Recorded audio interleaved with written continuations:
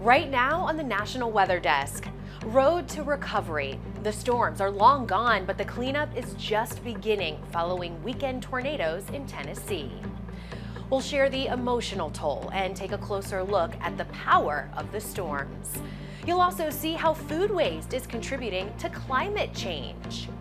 What makes snow tires so effective in winter driving? And show you the once-in-a-year appearance of frost flowers in Central Texas. From our nation's capital, this is the National Weather Desk. Good morning and welcome to the National Weather Desk. I'm meteorologist Eileen Whalen. Well, we are hearing stories of loss and survival following those devastating tornadoes in Tennessee over the weekend. 6 people died in the storms, including 2 children. Dozens more are injured. Hundreds of people are staying in shelters, their homes damaged or destroyed. Before and after satellite photos give another view of the extent of the damage.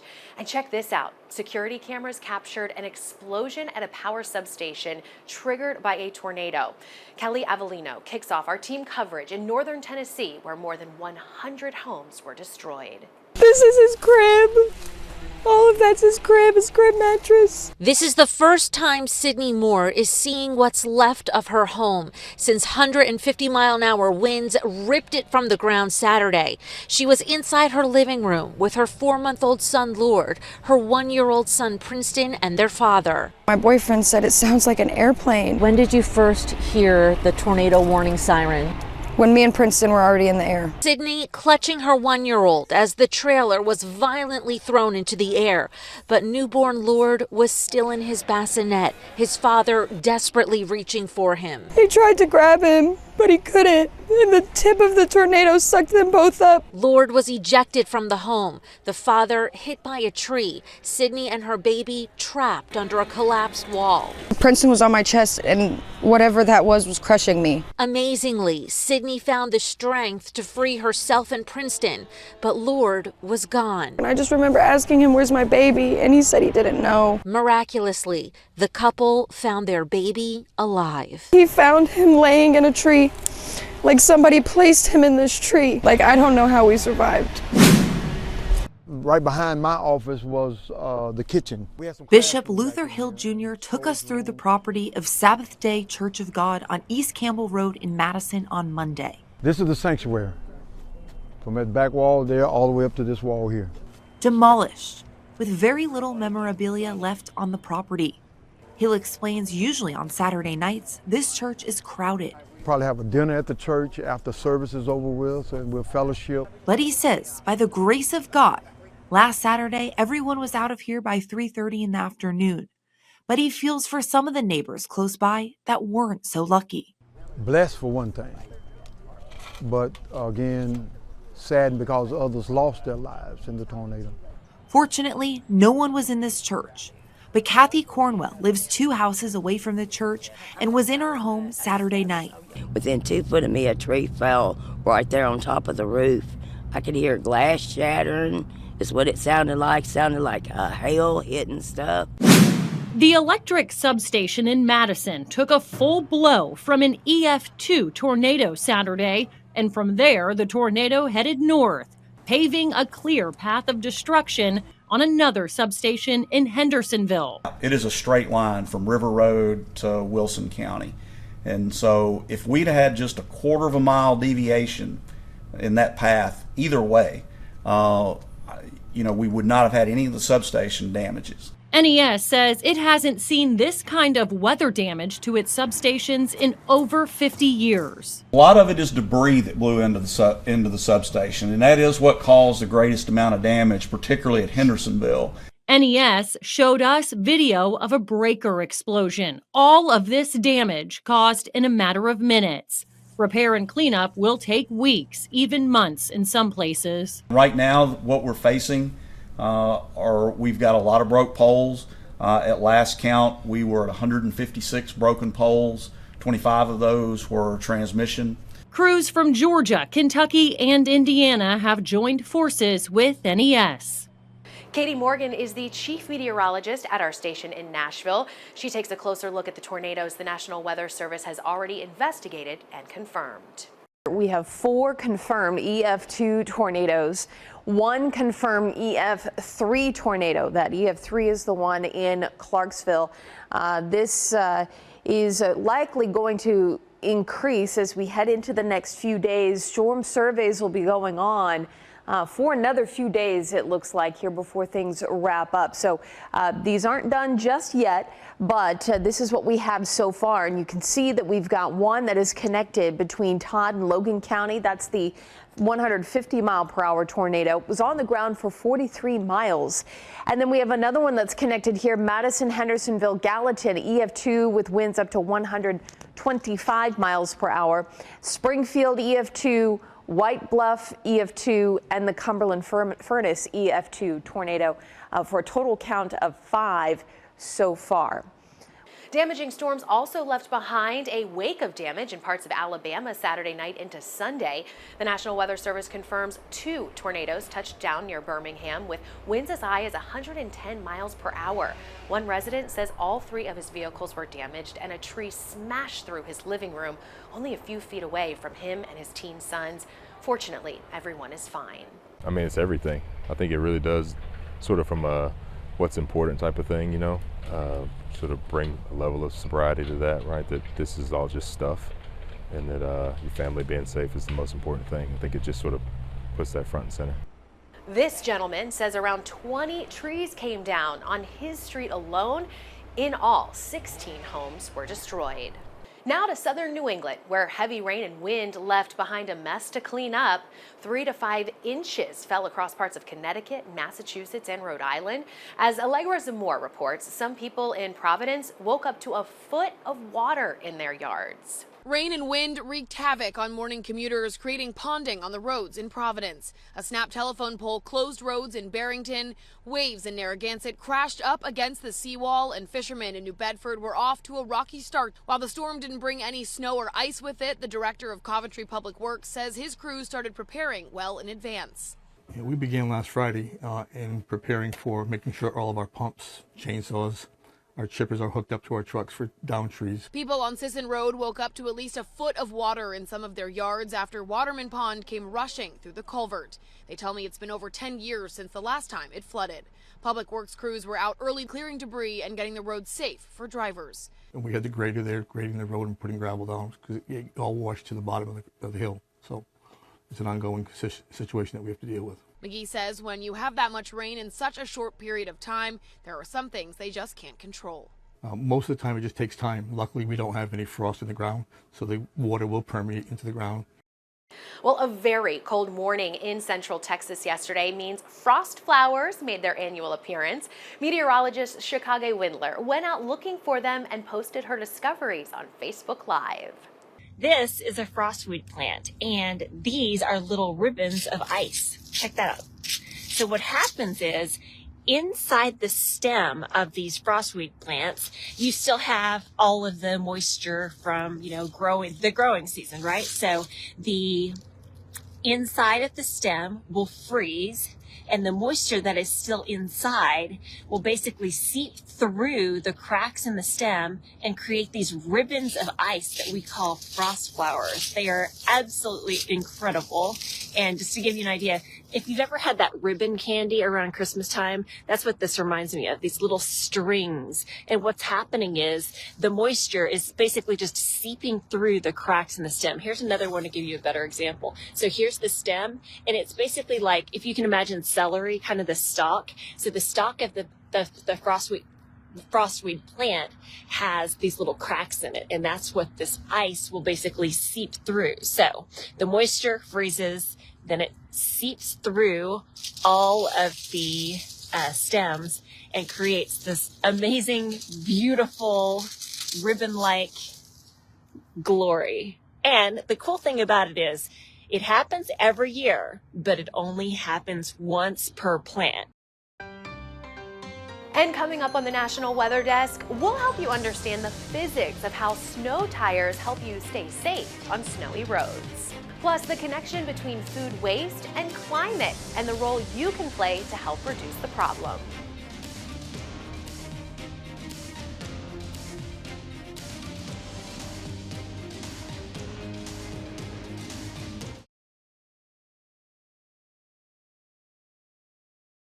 I'm meteorologist Charlie Lopresti with Look at the Northeast. We're tracking bright skies in the Northeast today with temperatures topping out in the upper 30s and low 40s. A few spots may nudge the mid 40s, which is about where we should be this time of year heading into mid-December. Notice all the sunshine. Notice a front to our west as well. That will affect parts of western New York later this afternoon. That's about 2 o'clock. Could get a snow shower or squall there. But overall, that is going to introduce cooler temperatures, not necessarily for Wednesday, but Thursday we'll have a hard time getting out of the low 30s. Hey everyone, I'm Wyatt Everhart with the latest look at your forecast. It's going to be a cold but very bright start across Maryland and the East Coast as we go into this Tuesday. High pressure in control, the winds relenting, and we're looking at a pretty nice day out there. Also a clear start into your day on Wednesday. Temperature really the bigger story, feeling winter-like. We started off early this morning in the 20s, climbing through the 30s today. Ultimately, I think though with all the sunshine, we will end up in the 40s this afternoon before another chilly night on the way later on tonight. I'm meteorologist Vitas Reed. Here's a look at your southeast forecast highs for the day. Nashville getting up to about 57, a cool 53 in Raleigh, 59 in Charleston. Mobile coming in at 62 degrees, 71 in Tampa, 76 in West Palm. It looks like high pressure definitely keeping it nice and clear over the southeast. We'll continue to see that high stay in place. We'll get a little bit of cloud cover working its way back up over parts of Florida. Chances for rain increase by the middle of the week, and we'll have another system moving in from Texas as we get into the later week as well.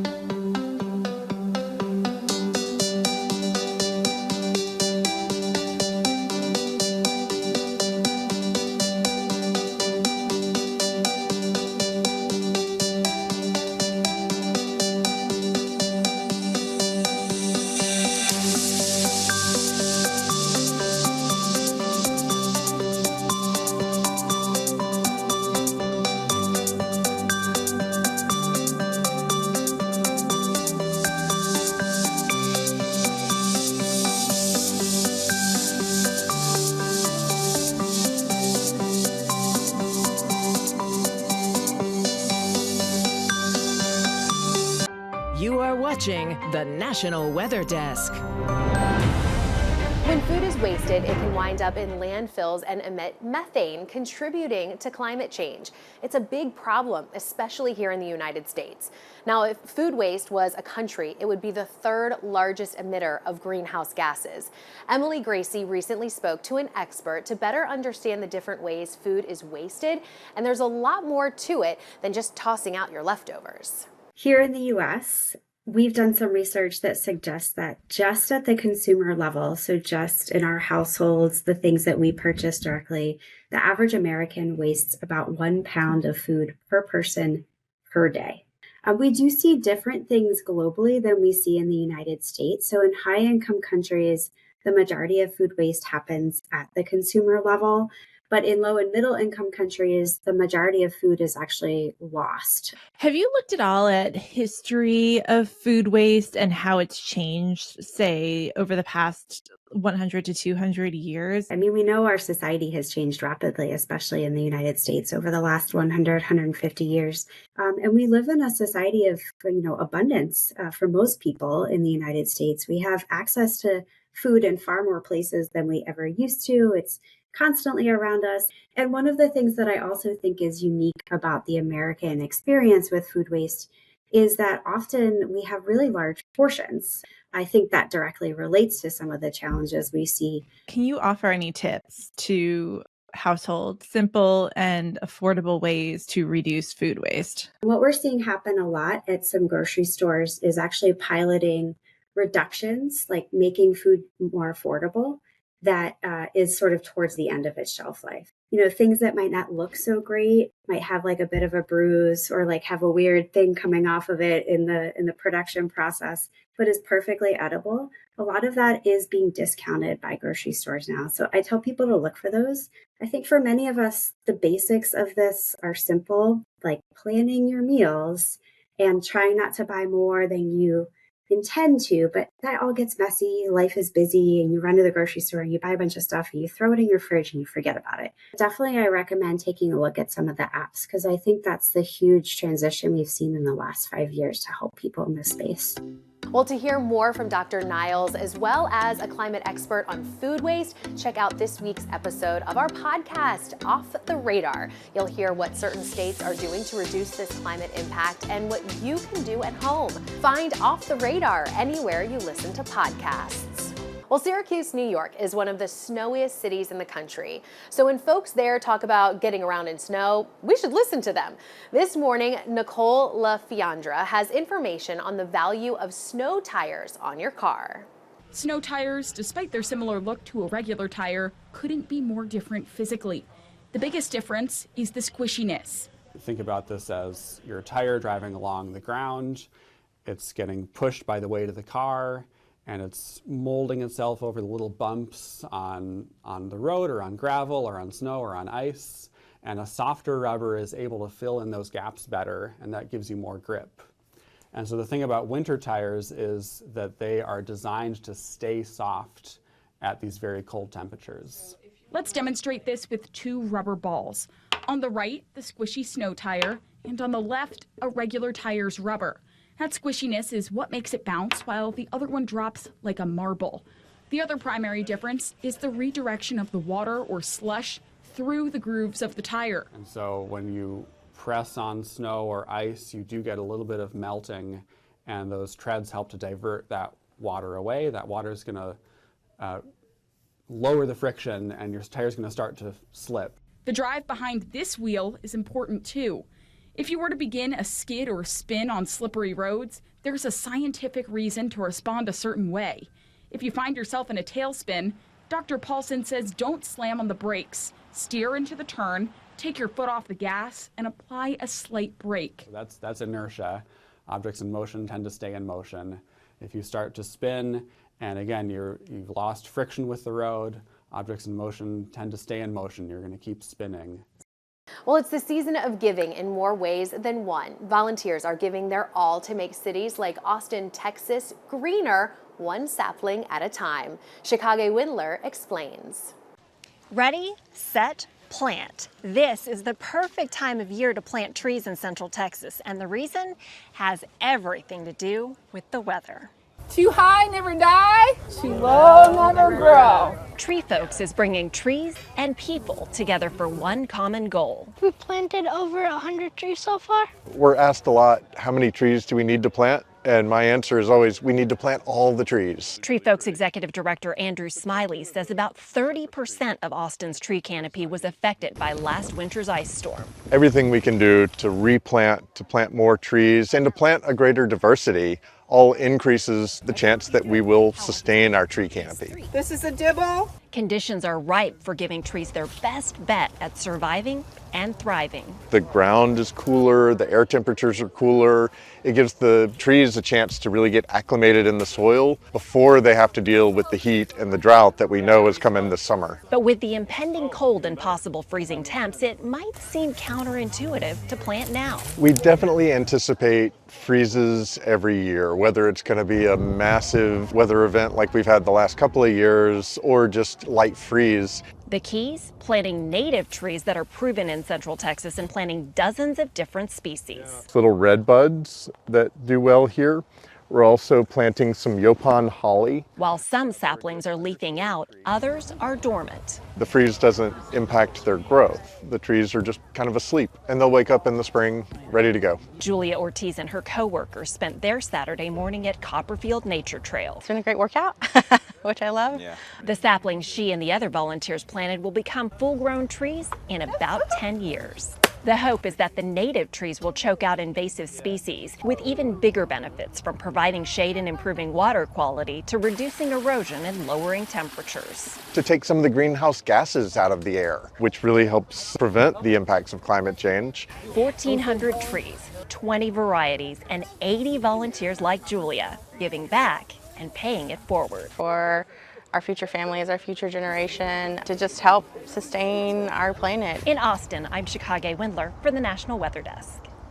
There's a unique place in western Washington that often gets snow when everyone else sees pouring rain. It's called the Kitsap Peninsula. Seattle meteorologist Rebecca Stevenson explains that cold air pools next to the eastern slopes of the Olympic Mountains. And then as warm rain surges in from the southwest, a drier east wind from the Cascades can hold cold air in place. So last weekend, while most of the region saw rain, Rebecca posted these pictures on her Instagram account showing the lucky few who were able to enjoy a winter wonderland.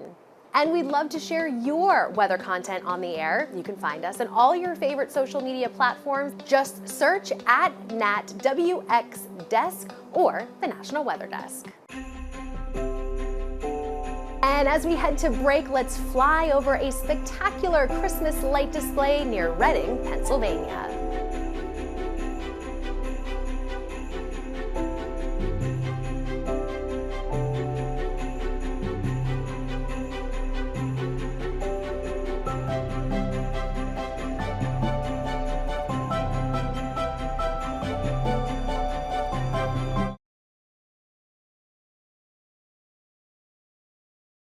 Good morning, I'm meteorologist Alex Garcia. Here's a look at your regional weather. A little chilly this morning, all the way from Oklahoma back over into El Paso. 40s and 50s, 60s, well down into South Texas. We're looking at clouds building up throughout the day as we watch the next big system approaching. Another cold front will start to make its way up to the north, back into Oklahoma, bringing cooler weather there.